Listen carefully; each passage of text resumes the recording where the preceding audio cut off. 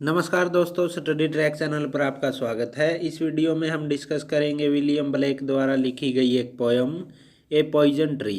इस पोयम को शुरू करने से पहले मैं आपको इस पोयम से संबंधित जानकारी दे दूं, जिससे आपको यह पोयम अच्छे से समझ में आ सके। इस पोयम का टाइटल है ए पॉइजन ट्री, एक जहरीला पेड़। इस पोयम में कवि गुस्से और डर के बारे में बात करता है। इस पोयम में कवि व्यक्ति के मन में होने वाले पॉजिटिव और नेगेटिव विचारों के बारे में बताता है, जिससे कि उसे अपनी ज़िंदगी में कितना नुकसान और फ़ायदा हो सकता है। इस पोयम को विलियम ब्लेक ने लिखा है और इसे 1794 में सॉन्ग्स ऑफ एक्सपीरियंस नाम के पोइट्री कलेक्शन में पब्लिश किया गया।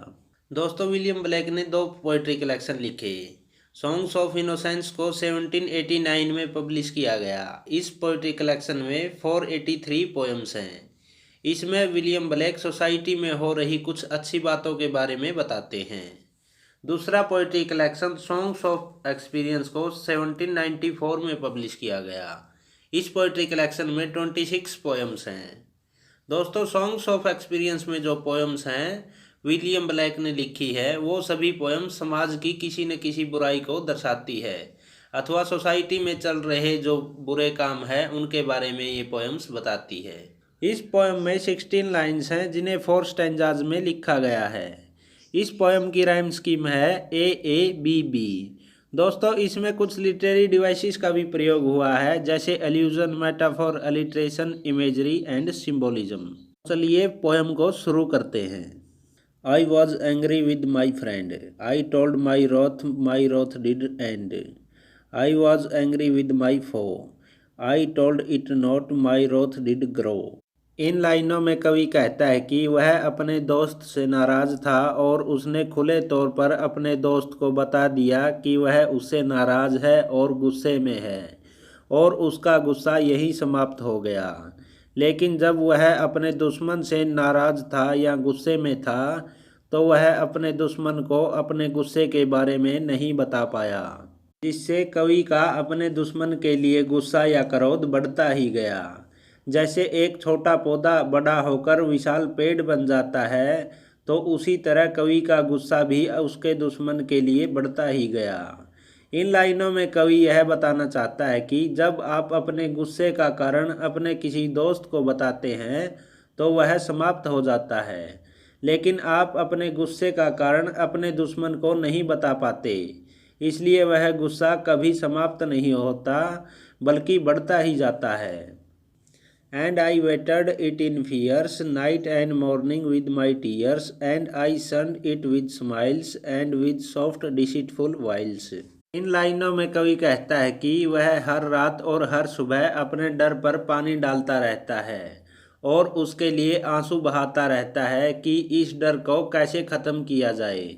यह सोचकर वह मुस्कुराता है और अपने दुश्मन को हानि पहुंचाने के लिए वह दुश्मन के सामने भोला भाला बनकर दिखाता है, लेकिन वह अपने मन में अपने दुश्मन के लिए षड्यंत्रों को रचते रहता है कि वह अपने दुश्मन को कैसे हानि पहुंचाए। इन लाइनों में कवि यह बताना चाहता है कि अगर आपको किसी चीज़ या किसी व्यक्ति का डर है तो आप अपनी दुश्मनी के बारे में दांव लगाते रहते हैं और अपने दुश्मन को ख़त्म करने के बारे में सोचते रहते हैं। यह नेगेटिविटी को बढ़ावा देता है और व्यक्ति की भावनाओं के नुकसान को बढ़ाता है और अपने मन में अपने दुश्मन के प्रति गुस्से को ऐसे बढ़ाता है जैसे एक पेड़ लगातार बढ़ता रहता है। And it grew both day and night till it bore an apple bright, and my foe beheld it shine, and he knew that it was mine. इन लाइनों में कवि कहता है कि उसके मन में गुस्सा इस तरह दिन रात बढ़ता रहता है जैसे एक पेड़ ग्रो करता है। जितना अधिक उसने इसके बारे में सोचा है, यह उतना ही बढ़ता गया है जब तक इस पेड़ पर सेब नहीं लग गए। कवि का मतलब है कि यह शायद वही सेब है जिसे आदम और एव ने खाया था। दोस्तों, सेब का मतलब है कवि अपने दुश्मन को किसी लालच में फंसाने का षड्यंत्र कर रहा था, और जब उसका दुश्मन इस सेब को खाएगा तो वह भी एडम और एव की तरह फंस जाएगा। इन लाइनों में कवि समझाना चाहता है कि गुस्सा बहुत जल्दी ऐसी योजनाओं से और अधिक बढ़ जाएगा और उसके दुश्मन के लिए यह बहुत खतरनाक साबित होगा।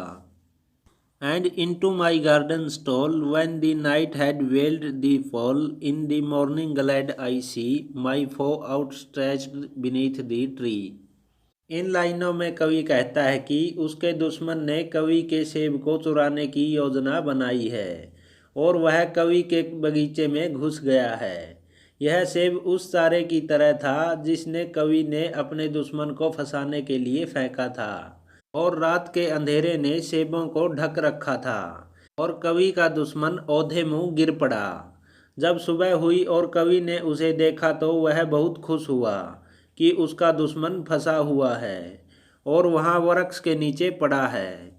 इसका मतलब है कि कवि की योजना काम कर गई और वह अपने दुश्मन को फंसाने में सफल रहा।